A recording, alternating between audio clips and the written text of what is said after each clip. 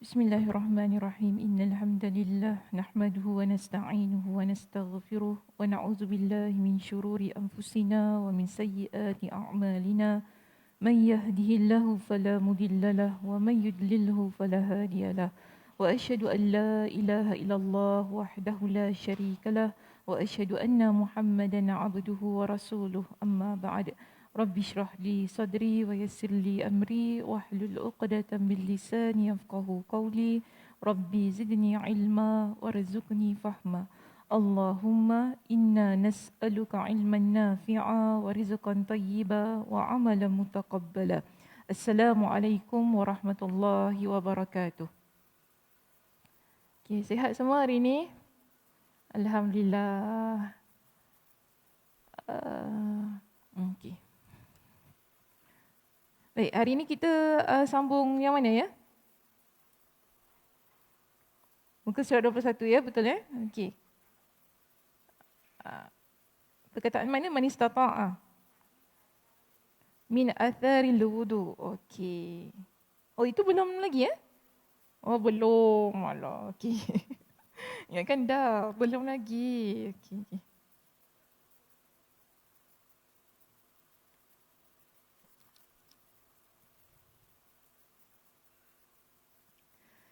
Okey, baik. Hadis kita yang berada di bab yang ketiga ya, membincangkan tentang keutamaan wuduk dan orang-orang yang bercahaya pada wajah, tangan dan kaki kerana bekas wuduk mereka. Jadi kalau saya nak ulang kembali ya perbincangan ataupun lafaz hadisnya sebagaimana yang terdapat di muka surat 17 ya. Di situ boleh lihat lafaz hadisnya yang mana Nabi SAW bersabda, Inna ummati yuda'auna yawmal qiyamati ghurran muhajjalina min atharil wudu'i. Faman istata'a minkum ayyutila ghurratahu falyaf'al. Yang mana maksudnya, sesungguhnya umatku akan dipanggil pada hari kiamat nanti dalam keadaan bercahaya pada wajah, tangan dan kaki kerana bekas-bekas ataupun kesan kalau dalam bahasa kita kerana kesan air wuduk. Siapa saja dari kamu yang boleh memperluaskan cahayanya, maka lakukanlah. Jadi di muka surat yang ke-21 ya, di sini kita ada satu perkataan sebagaimana yang terdapat di dalam kitab kita, iaitu perkataan min atharil wudu'i, kerana bekas-bekas wuduk. Yang mana kita baca dengan mendammahkan huruf waw. Pada perkataan wuduk, huruf waw dibaca dengan baris depan, tetapi boleh juga difathahkan. Dikata boleh baca dia sebagai al-wadu'i. Boleh juga dibaca sedemikian. Jadi di sini maksud daripada perkataan ini ialah air yang digunakan untuk berwuduk. Jika kita fathahkan ya, jika perkataan wadu, jika sekiranya perkataan al-wudu dibaca dengan wadu, maksudnya adalah air yang digunakan untuk berwuduk. Demikian dijelaskan oleh Ibn Daqiqul Aid. Okey, baik. Seterusnya kita ada satu lagi perkataan di sini, faman istata'a minkum ayyutila ghurratahu falyaf'al. Siapa saja dari kamu yang boleh memperluas cahayanya, maka lakukanlah. Artinya, hendaklah dia memperluaskan cahaya baik pada wajah mahupun pada tangan dan kaki. Di dalam redaksi di atas, mengapa hanya disebutkan dengan kata al-ghurrah sahaja tanpa menyebutkan at-tahjil? Okay, kalau kita lihat pada perkataan faman istata'a minkum ayyutila ghurratahu falyaf'al. Di situ dia cuma sebut perkataan ghurrah sahaja. Sedangkan bila kita baca hadis daripada awal, Nabi sebut apa? Ghurran muhajjalin. Kita bincangkan pada minggu lepas, ghurrah maksudnya apa? Cahaya pada wajah. Muhajjalin cahaya tangan dan kaki. Tapi sekarang ini dalam lafaz hadisnya dikatakan faman istata'a minkum ayyutila ghurratahu. Hanya ghurrah sahaja disebut. Muhajjalin ataupun at-tahjil tak disebut di situ. Jadi dia jadi persoalan. Kenapa hanya sebut ghurrah sahaja? Tak sebut muhajjalin. Okey, baik. Dijelaskan begini ya. Jawapannya adalah kerana makna tiap-tiap kata itu sudah menunjukkan keterkaitan satu sama lain. Jadi maksud dia, kalaupun di sini hanya disebutkan dengan ghurrah sahaja, tak disebut dengan at-tahjil tadi ataupun muhajjalin tu, tapi ia dah termasuk. Ya, maksudnya kita tak kata maknanya di sini nak kata cuma wajah je lah. Tangan dengan kaki tadi tak perlu. Bukan begitu maksudnya. Jadi walaupun dalam lafaznya hanya menyebut perkataan ghurrah, tetapi dia termasuk sekali dengan muhajjalin, tangan dan kaki. Ya. Baik, seterusnya lihat di perenggan yang berikutnya ya. Demikian juga mengapa hanya kata ghurrah yang disebut dalam bentuk muannas. Muannas maksudnya apa? Perempuan. Maksudnya di situ kan, kalau kita lihat pada perkataannya ghurrah tu ada tak marbutah, tak yang bulat tu kan belakang. Jadi kebiasaannya bila kita sebut sesuatu perkataan dengan ada tak marbutah yang bulat ini disebut sebagai muannas. Yang khusus untuk perempuan lah. Sementara kata tahjil tetap dalam bentuk muzakkar, iaitu tak ada tak marbutah ke apa kan semua tu. Baik, jawabnya kerana ghurrah terletak pada anggota wuduk yang paling mulia, iaitu wajah, dan bahagian yang pertama kali nampak dari manusia. Kita kalau orang tengok kita first kali apa? Muka kita. Wajah kita kan. Orang tengok tangan kaki dulu. Kalau nak cari jodoh tengok muka ke tengok tangan kaki?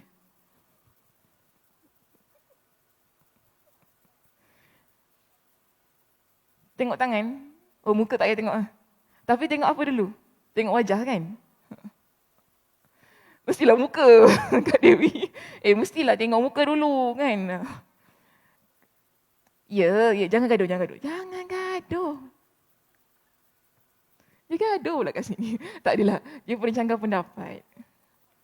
Tak boleh, ya betul. Ada pendapat ulama kata lihat pada tangannya kan. Tetapi kita kalau kebiasaannya yang menjadi keutamaan kita, first time kita tengok apa?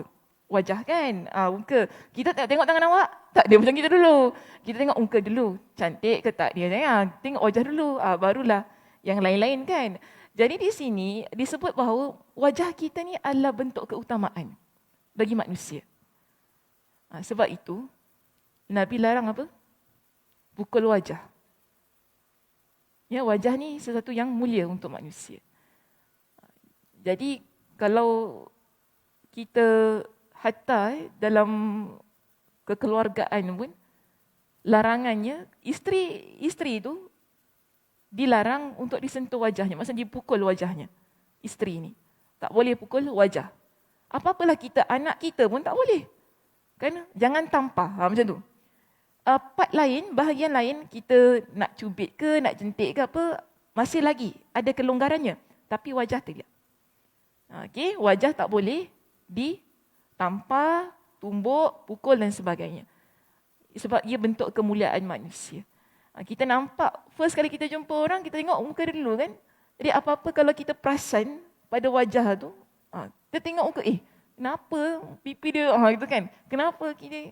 Tapi kalau part lain tak perasan. Jadi sebab tu Nabi SAW larang ya. Wajah ni jangan dipukul, jangan ditampar, dikasarilah pada wajah tu sebab dia bentuk kemuliaan pada manusia. Sama juga dalam hal wuduk ini. Ya, manusia di hari kiamat, pertama sekali, kita kata betul lah, tangan dan kaki memang ada cahaya. Tetapi wajah adalah, kita panggil sebagai anggota ataupun tubuh badan manusia yang pertama yang boleh dilihat. Okey, baik, sebab itu di sini diberikan satu keutamaan lah.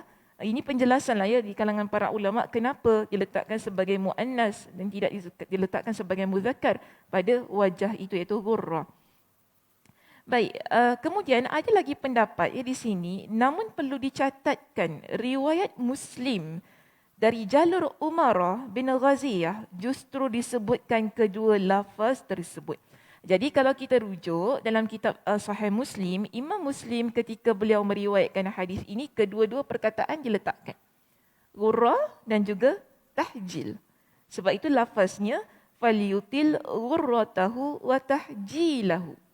Dua-dua disebut.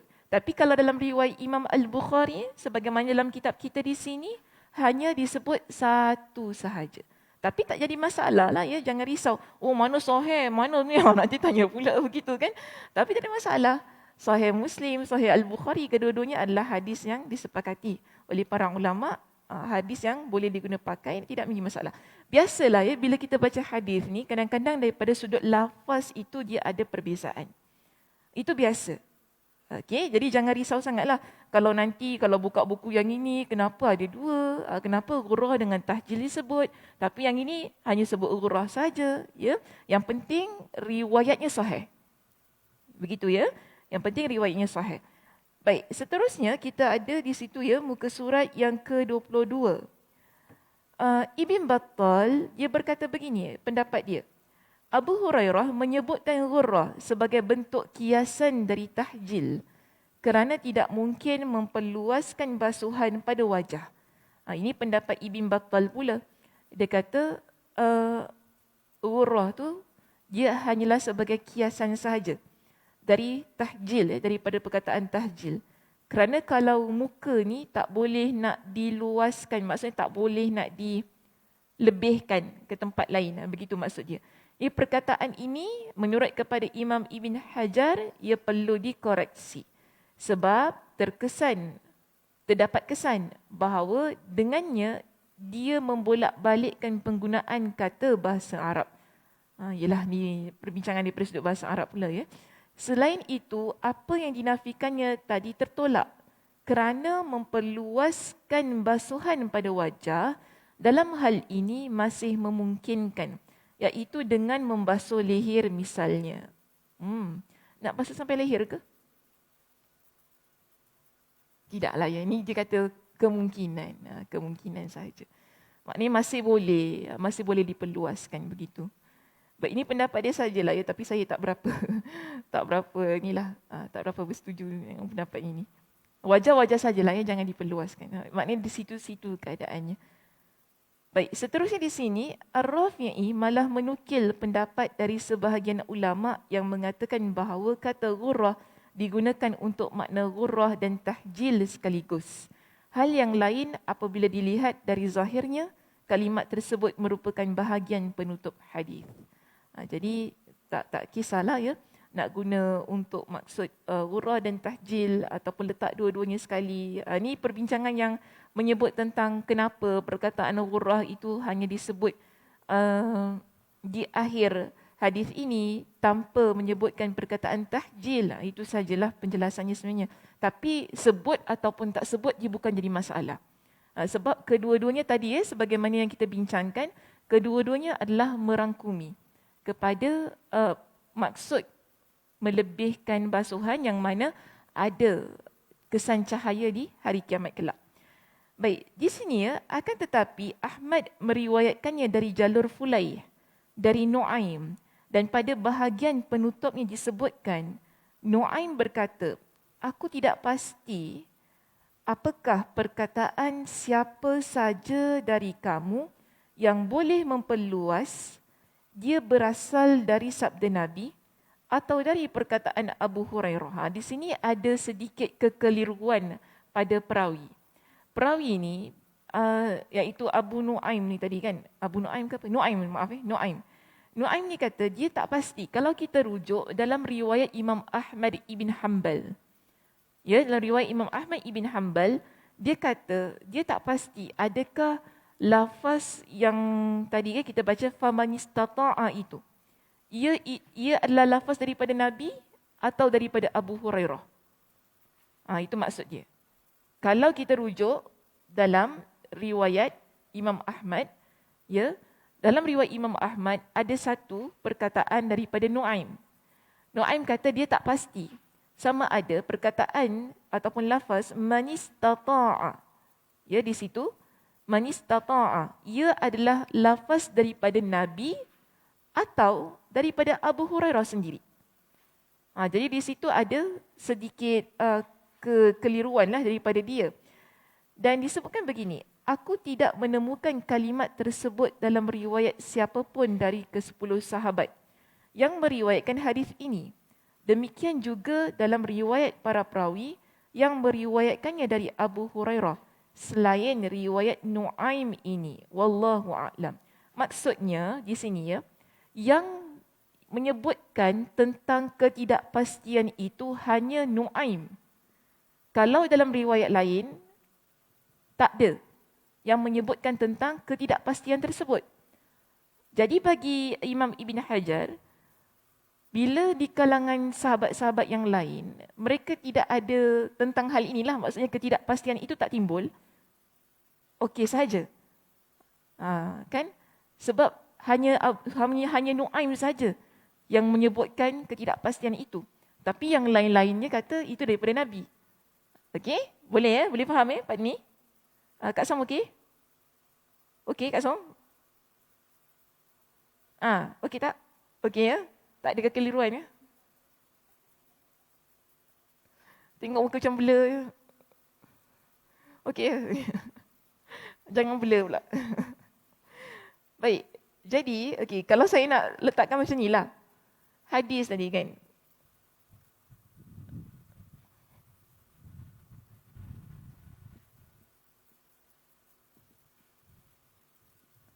Bermula daripada lafaz ini.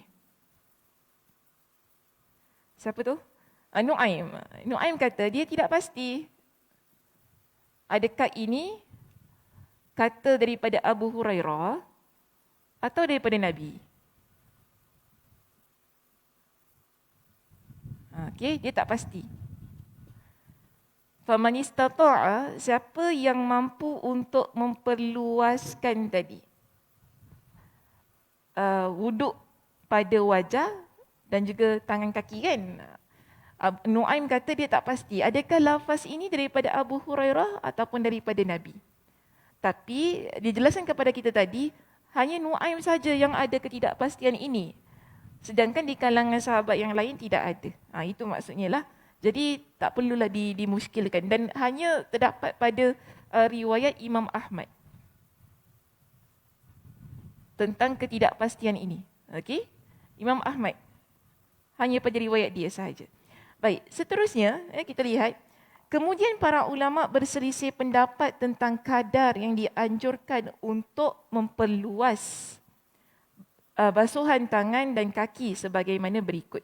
Jadi di samping perbincangan-perbincangan lepas yang kita bincangkan tentang adakah wuduk ini satu-satunya karakteristik yang terdapat di dalam umat Nabi SAW, adakah umat-umat lain tidak memiliki karakter itu dan sebagainya lah, dah kita bincangkan pada minggu lalu. Dan satu lagi perbincangan berkenaan dengan hadis ini yang ditekankan oleh para ulama kebiasaannya lah, bila dilihat dalam mana-mana syarah hadis pun, mereka akan bincangkan tentang kadar keluasan. Maksudnya, baik macam ni. Kebiasaannya kalau tangan sampai mana? Siku kan? Okey. Kaki? Sampai buku lali kan? Okey. Jadi sekarang ini, kita bincang dalam hadis ini, boleh dilebihkan kadar lebih daripada siku ataupun kadar lebih daripada buku lali. Sekarang ni lebihnya sampai mana? Itu dibincangkan. Okey, lebih kadar tu sampai mana? Baik. Kemudian kita lihat di sini ada beberapa pendapat yang membincangkan tentang kadar tadi kan. Pertama, disebutkan ada yang mengatakan sampai bahu dan lutut. Bazir air, satu pula isu.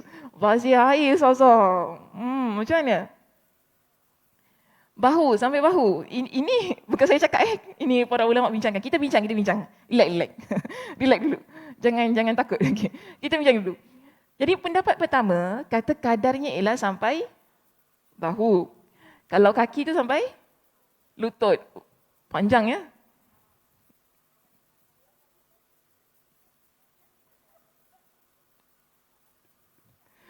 Yang panjang kaki dan panjang tangan. Oh, apa soalannya? Kalau yang panjang kaki dan panjang tangan macam mana? Tapi ini tak wajib. Kena ingat ya, ini tak wajib. Yang wajib ni sampai mana? Yang biasalah, kadar biasa itu yang kita kata wajib.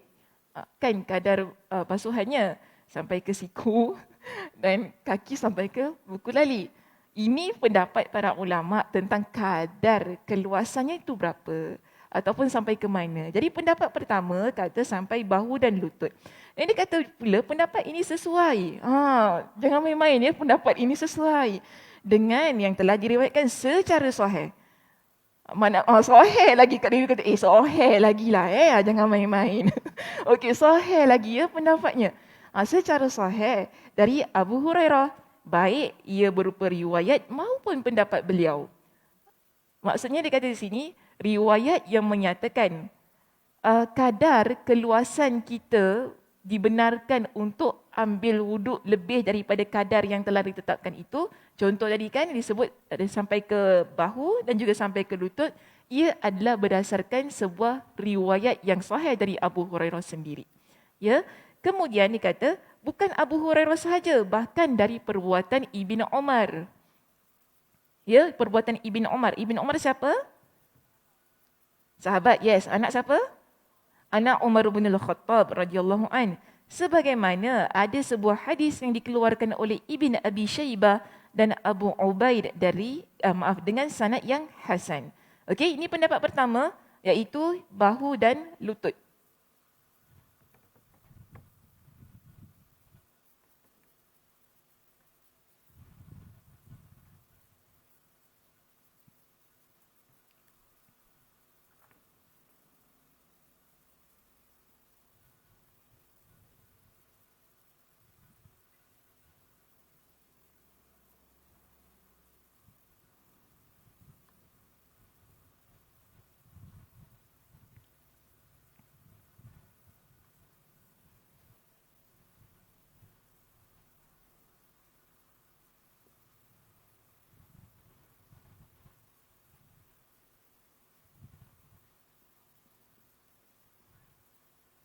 Okey, pendapat pertama mengatakan kadar tangan itu dibasuh hingga ke bahu dan juga kadar kaki keluasannya dibasuh hingga ke lutut. Baik, ada pendapat yang kedua yang mengatakan tambahan yang dianjurkan adalah sampai pertengahan lengan dan pertengahan betis. Ni okey? Oh, ni okey dia kata.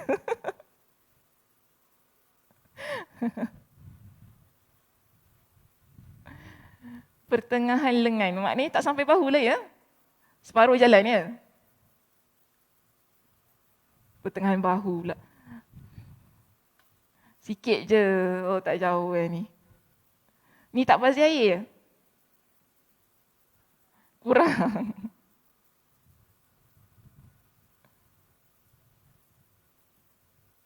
Pertengahan betis tu sampai mana? Tunjuk saya. Jangan selak. Tunjuk. Yang gemuk, Yang gemuk tu setengah aja. Ustazah Dewi. Yang gemuk tu setengah aja ya. Gemuk. Inilah sini, sampai sini. Okey. Sampai situ. Baik. Kalau lengan sampai sinilah. Tak sampai ke bahu lah. Sini je, setengah aja. Baik, seterusnya disebutkan di situ pada pendapat yang ketiga ya. Ada juga yang mengatakan seperti sebelumnya, namun ditambahkan kadarnya lebih ke atas dari batasan itu. Dia lebihkan sikit. Sampai ke bahu ya.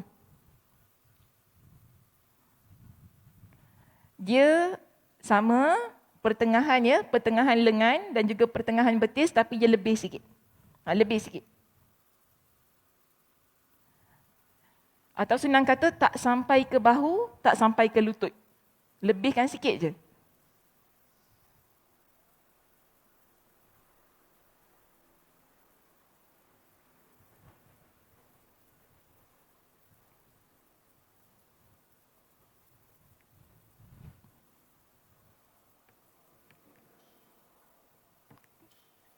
Baik, kita ada pendapat yang keempat. Pendapat yang keempat dia kata apa? Ibn Battal dan sejumlah ulama Malikiyah berkata tidak boleh. Okey, ada satu pendapat yang melarang. Okey, Ibn Battal dan sejumlah ulama Malikiyah berkata tidak boleh menambah lebih dari buku lali Kan bahasa kita buku lali kan? Buku lali ataupun mata kaki dan siku. Berdasarkan sabda Nabi SAW, "Man zada ala hadha faqad asaa wa zalama." Barang siapa yang menambah lebih dari itu, maka dia telah berbuat buruk dan aniaya. Ini hadis, pernah baca tak hadis ni? Bila kita baca? Baru lepas kan? Okey, hadis tu tentang apa? Tentang apa?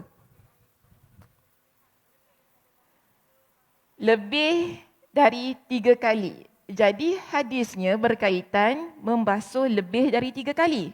Bukan berkaitan basuh yang tentang lebih dari kadar yang ditetapkan ini. Sebab itu ada pendapat mengatakan namun pendapat mereka dibantah. Kerana hadisnya tak tepat ketika mereka kata tak boleh untuk buat lebih daripada apa yang kadar yang telah ditetapkan ini. Okey? Jadi dia kata antara lain riwayat Muslim yang disebutkan sebelumnya jelas-jelas menganjurkan hal itu sehingga tidak boleh mempertentangkan sesuatu berdasarkan kemungkinan belaka. Jadi kita tak bolehlah kata assume lah di sini kita tak boleh sangka-sangka tak boleh sebab ada hadis yang kata tak boleh, Nabi kata jangan lebih daripada ini. Sedangkan kalau kita faham hadis yang kita telah bincangkan itu ia berkaitan tentang menambah lebih dari 3 kali. Bukan lebih daripada kadar basuhan yang ditetap, maksudnya kadar ruang keluasan yang ditetapkan pada anggota tangan dan kaki. Okay, beza hadisnya. Jadi pendapat Ibn Battal dan juga para ulama sejumlah ulama Malikiyah. Bila dia kata sejumlah ulama ni maknanya tak semualah ulama Malik, Imam Malik ni dalam mazhab Imam Malik ni ataupun dalam mazhab Malikiyah yang menyatakan pendapat ini, hanya sejumlah sahaja. Ulama Malikiyah yang berkata tidak boleh. Jadi pendapat yang keempat kata tak boleh. Tapi ini pendapat Ibn Battal dan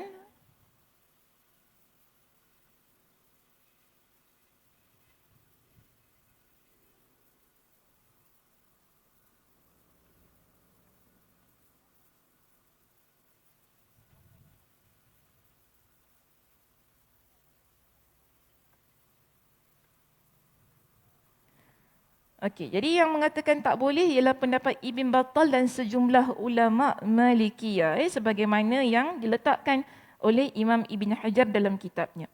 Dan disebutkan begini, adapun klaim mereka tentang adanya kesepakatan ulama yang berbeza pendapat dengan pendapat Abu Hurairah dalam masalah ini, maka hal itu termentahkan oleh riwayat Ibn Umar yang telah kami nukil tadi. Ditambah lagi sejumlah ulama salaf dan majoriti ulama Syafi'iyah dan Hanafiyah telah menegaskan hukum mustahabnya. Jadi hal ini dia tak wajib, tapi dia disebut sebagai mustahab. Dianjurkan, dianjurkan untuk sebagai satu cara yang kita kata boleh mendapat keutamaan itu tadilah. Tapi bagi saya secara umumnya mereka yang berwuduk memang mendapat keutamaan tersebut. Tak kira sama ada dia memperluaskan basuhan itu ataupun tidak. Cuma di sini disebutkan kalau sesiapa yang betul-betul nak jaga wuduk itu menjadi keutamaan diri dia, dia boleh memperluaskan. Itu tadi kan mengikut kepada pendapat-pendapat ini. Tapi jangan sampai bahulah ya. Sekadarnya. Saya lebih cenderung kepada pendapat yang sekadarnya. Yang kedua boleh, yang ketiga pun okey jugalah. Tapi kalau bahu ni tinggi sangat. Tinggi sangat. Tapi tak masalah kalau sesiapa, sebab disebutkan riwayatnya adalah riwayat yang sahih tadi ya. Boleh sahaja. Namun kita lihat kepada macam tadilah konteks air, penggunaan air itu tadi. Kan ada benda-benda lain juga yang boleh kita pertimbangkan di samping hanya sekadar nak mengamalkan sunnah. Sebab kita nak mengamalkan sunnah ni kena bijak juga. Jangan kita main mengamal tapi ada benda-benda lain yang kita tak pertimbangkan. Contohnya penggunaan air. Kan ada banyaklah perkara-perkara yang perlu kita fikirkan. Ataupun kita fikir tentang orang lain juga. Tentang lecak. Kita pernah discuss tentang hal itu. Jadi apa-apa pun lihat kepada keadaan dan situasi. Adakah ia boleh ataupun tidak. Kan? Tapi kalau tak ada masalah, dipersilakan sahaja. Ya, boleh sahaja. Sebab ia adalah perkara yang dianjurkan dalam agama lantaran ada hadis yang menyebutkan tentang hal itu. Baik, kalau sekiranya kita nak rujuk tentang hadis yang lebih lebih terperinci berkenaan dengan hal ini, boleh rujuk dalam hadis yang diriwayatkan oleh Imam Muslim, disebutkan bahawa bagaimana Abu Hurairah dia berwuduk.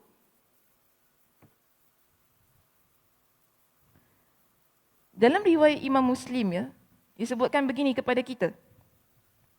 Nuaim ini, dia nampak Abu Hurairah, masih lagi riwayat Nuaim Nuaim, dia nampak Abu Hurairah berwuduk tadi kan. Dia kata, yatawadda'u faghasala wajhahu. Abu Hurairah dia berwuduk dan dia nampak Abu Hurairah ni dia basuh wajah dia. Kemudian disebutkan wa yadayhi hatta kada yablughul mankibain. Ini hadis yang menunjukkan Abu Hurairah buat. Sebab kalau dalam kitab kita, dia tak jelaskan. Dalam kitab kita ini, kitab Sahih Al-Bukhari, hanya sebut dia nampak Abu Hurairah berwuduk. Kan? Kemudian Abu Hurairah cakap tentang sabda Nabi, sesungguhnya umat aku akan dipanggil. Begitu. Tapi kalau riwayat Imam Muslim disebutkan secara jelas, bagaimana Abu Hurairah berwuduk. Contohnya dalam hadis riwayat Imam Muslim disebutkan faghasala wajhahu wa yadayhi kada yablughul mankibain. Mankibaini. Thumma ghasala rijlaihi hatta rafa'a ila saqaini. Jadi satu dalam riwayat Imam Muslim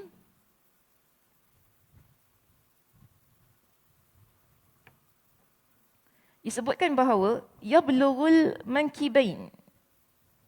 Dia basuh kedua tangannya hingga sampai ke bahagian kedua bahu.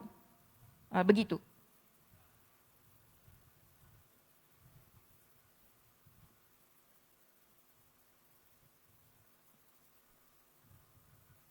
Kemudian pada bahagian kaki juga dijelaskan dalam hadis ini, iaitu summa ghasala rijlaihi hatta rafa'a ila saqai. Ila saqaini. Kemudian membasuh kedua kakinya sampai pada kedua betis.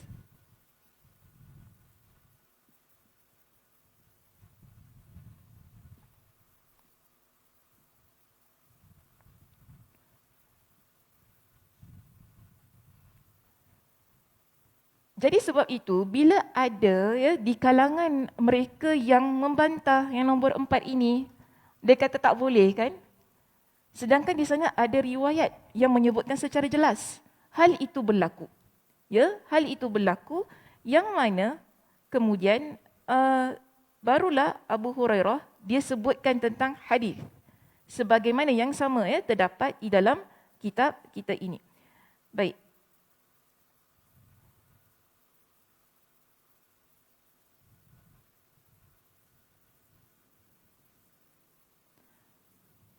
Seterusnya di situ ada lagi penerangan tentang penakwilan. Penakwilan.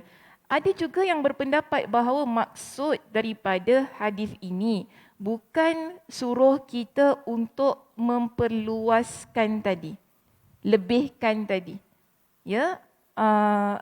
kadar basuhan itu.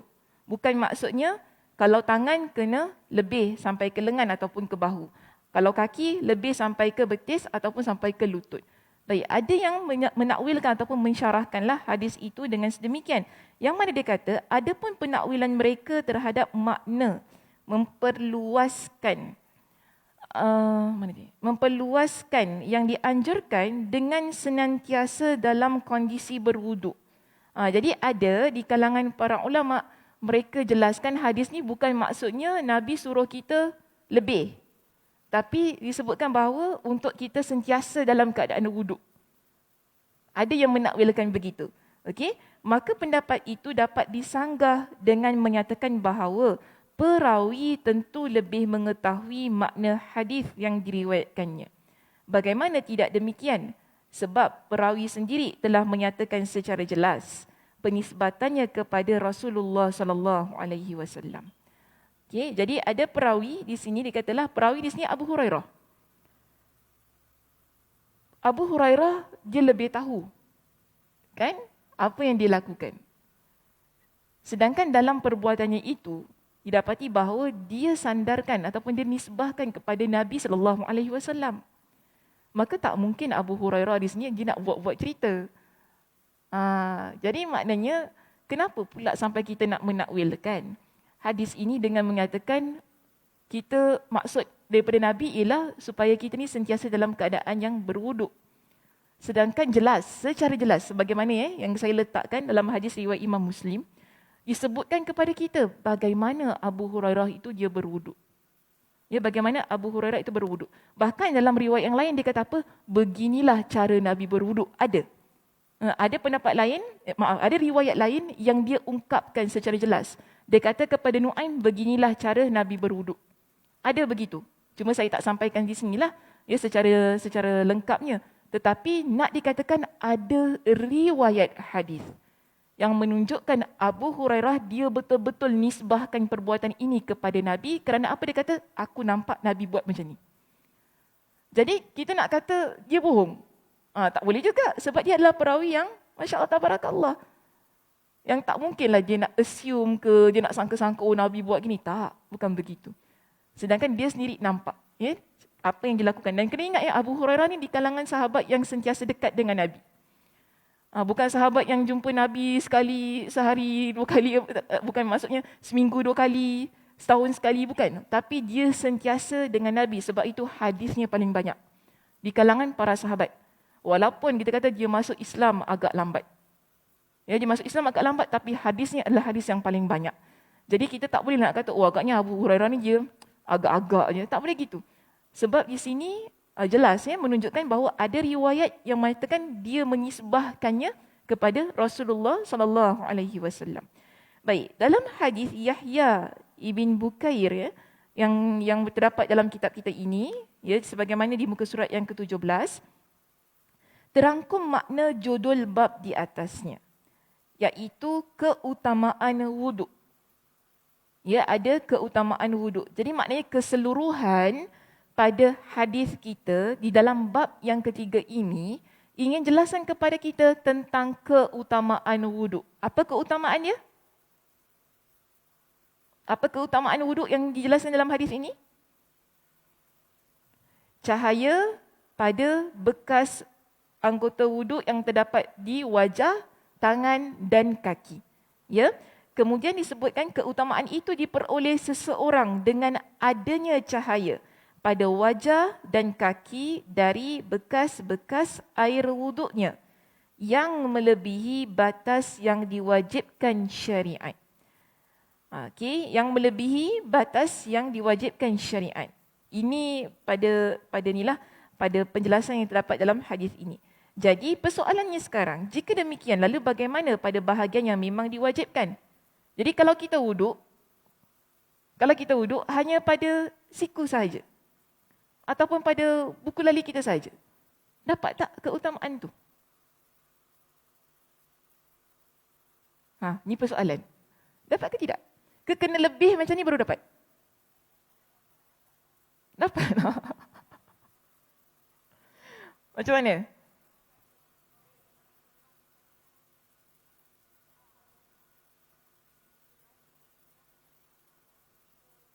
Okey. Jadi dapat ke tidak ni sekarang?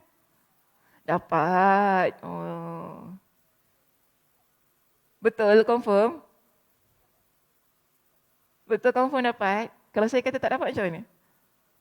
Janganlah. Janganlah macam tu. Janganlah macam tu ya. Okey. Boleh pula, janganlah macam gitu. Baik, dengar sini ya. Mengenai hal ini telah diriwayatkan beberapa hadis yang sahih dan jelas yang dikeluarkan oleh Muslim dan ulama lainnya. Maknanya dapatlah ya. Ini dikatakan sebagai sesuatu yang mustahab, yang dianjurkan. Baik juga kalau kita dapat, sebab dia kata begini, sesiapa, hadisnya awalnya umum, nampak ya? Hadisnya awalnya umum, Nabi sebutkan. Kalau baca semula, inna ummati yuda'auna yawmal qiyamati ghurran muhajjalina min atharil wudu. Nabi tak sebutkan tentang batasannya. Okey, umum. Nabi kata, sesungguhnya umat aku dipanggil pada hari kiamat kerana dalam keadaan bercahaya pada wajah, tangan dan kaki. Ada tak Nabi kata sampai mana? Tak. Okey, tak sampai mana? Sebab itu hukumnya mustahab di sini. Yang kita luaskan ataupun kita panjangkan tadilah, kita lebihkan pada bahagian yang ke atas tadi. Jadi asalnya umum. Sebab itu kalau kita hanya berpada pada apa yang kita lakukan, iaitu pada siku, pada buku lali, masih lagi keutamaan itu dapat, sebab disebutkan sebagai keutamaan umat Nabi SAW. Tapi faman istata'a minkum, sebab Nabi kata apa? Siapa saja dari kamu yang boleh. Ada paksaan? Tidak ada paksaan. Mana siapa-siapa saja kamu yang boleh, yang mampu nak luaskan, boleh saja buat. Tapi tidak dikatakan wajib untuk buat. Maksudnya jelas kepada kita. Sesiapa yang berwuduk dengan kadar yang telah ditetapkan yang wajib itu, ke tangan sampai ke siku, kaki hingga ke buku lali, masih lagi mendapat keutamaan ini sebab keutamaannya umum untuk mereka yang berwuduk. Asalnya. Sebab tu Nabi kata, faman istata'a, siapa yang mampu. Maknanya kalau siapa tak mampu, boleh sahaja, tak jadi masalah. Okey, jelas ya di situ. Baik, pada hadis ini terdapat pula dalil bolehnya berwuduk di bahagian atas lantai masjid. Namun dengan catatan tidak boleh menodai kesucian masjid atau mengganggu orang lain yang sedang berteduh di dalamnya. Maknanya di sini boleh kita ambil wuduk di bahagian atap masjid. Sebagaimana yang dilakukan oleh Abu Hurairah. Sebab asalnya kita baca hadis ni, kedua-duanya tadi naik atas kan? Naik atas bahagian masjid dan dia nampak Abu Hurairah, dia berwuduk di atap masjid itu. Jadi di sini dikata boleh, maknanya sebenarnya mana-mana bahagian lah tempat masjid ni kita boleh berwuduk. Ya, asalkan tadi dia kata jangan mengganggu orang yang ada. Contoh kalau atap tu bocor, janganlah kita pergi berwuduk dekat atas. Nanti orang yang dekat bawah tu terkenalah ya. Dan contoh saya kata juga, konteks kita sekarang ini, tempat wuduk telah disediakan. Jangan Masjid Yusof Ishak dah letak tempat wuduk di sini, kita pergi ambil dekat garden belakang. Itu maknanya menyusahkan. Jadi tak boleh, ikut suka hati kita. Walaupun kita nampak Abu Hurairah boleh je pergi mana-mana tempat dia nak ambil wuduk kan, tak boleh lah juga. Sebab tadi saya kata kita ni nak mengamalkan sunnah ni kena bijak. Ya, bijak mesti faham keadaan. So sekarang bila pihak masjid dah siapkan tempat, jangan tiba-tiba nak ambil sunnah Abu Hurairah ni pergi naik bumbung Masjid Yusof Ishak, kita pun pergi ambil wuduk kat atas. Abu Hurairah buat boleh apa, asalkan saya tak ganggu orang kat bawah. Tembus tak? Bocor tak? Tak bocor pun Ustazah. Boleh aja saya ambil kat atap masjid ni. Jangan gitulah kita ya. Okay, jangan gitu. Ambil di tempat wuduk yang telah disiapkan, telah disediakan, alhamdulillah. Sebab aliran air yang mengalir itu kena dijaga juga. Lagi-lagi kita dalam konteks sekarang pandemik kan, kena jaga kebersihan. Nanti kan wuduk dengan berkahaknya lain, kan? Dengan meludahnya lain. Jadi kena jaga keadaannya. Jangan ikut suka hati kita ya dalam keadaan kita nak mengamalkan sesuatu yang terdapat dalam hadis Nabi SAW. Jadi bagaimana konteks kita, begitulah keadaannya, yang penting berwuduk. Ya, yang penting berwuduk dalam keadaan yang sebagaimana ditunjukkan oleh Nabi SAW. Okey, itu sahaja perbincangan kita untuk pagi ini. Alhamdulillah selesai kita. Hadis yang ketiga, hadis yang ketiga, betul lah. Ketiga dalam bab yang ketiga. Semua yang nombor 3. Okey, ada apa-apa soalan sebelum kita bersurai?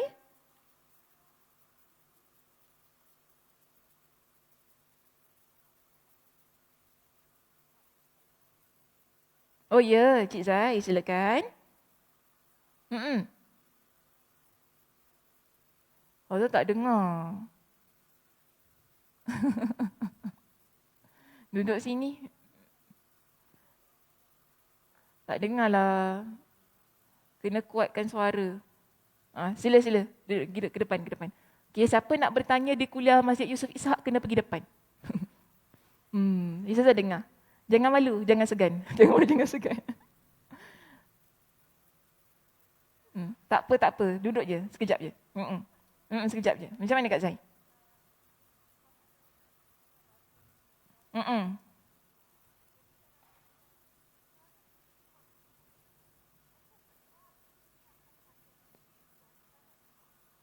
Oh, adakah, okey.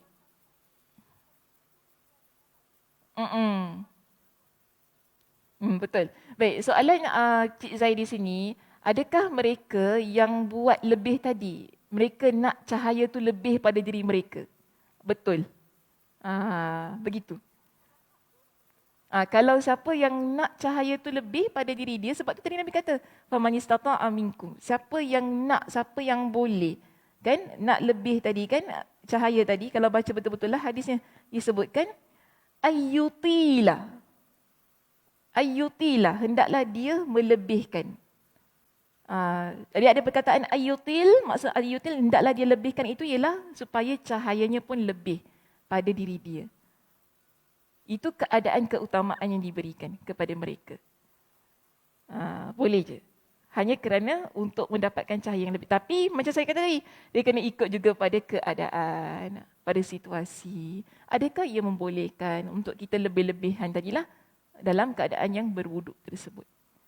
So, kalau kita dekat rumah, okey saja saya kata. Ya, kalau kita kat rumah dalam keadaan-keadaan yang membolehkan, dalam keadaan yang mana tak ada orang tunggu berderet kat belakang, nak tunggu ambil wuduk tu kan, boleh sahaja. Okey. Ya. Sampai bahu macam exaggerate. Exaggerate. Sampai bahu tu macam.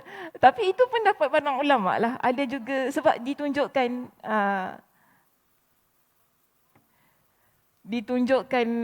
di kalangan para sahabat itu tadi, antaranya Abu Hurairah dan Ibn Umar, ada. Dan riwayatnya adalah riwayat yang sahih. Jadi kalau sesiapa yang rasa dia boleh buat sedemikian, tidak menyusahkan diri dia, diperbolehkan sahaja.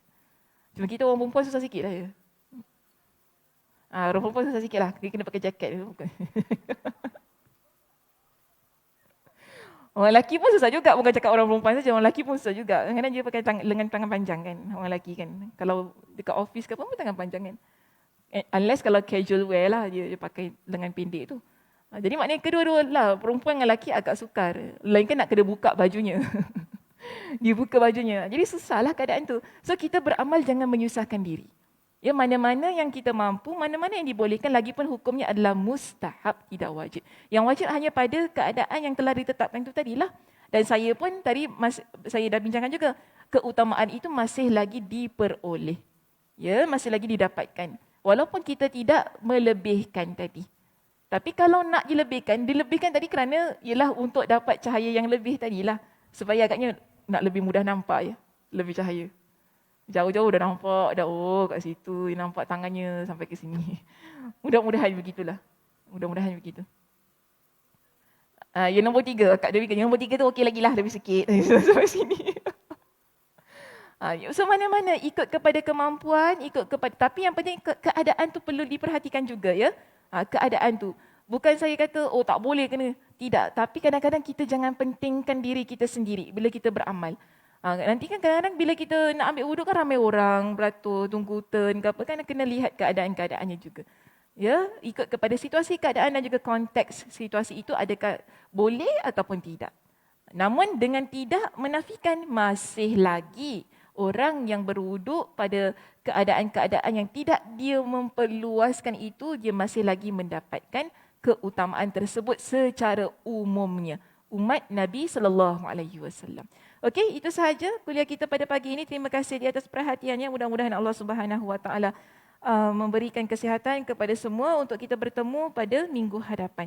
Baik, saya tutup kuliah kita dengan tasbih kafarah. Subhanakallahumma wa bihamdika asyhadu an la ilaha illa anta astaghfiruka wa atubu ilaika. Assalamualaikum warahmatullahi wabarakatuh.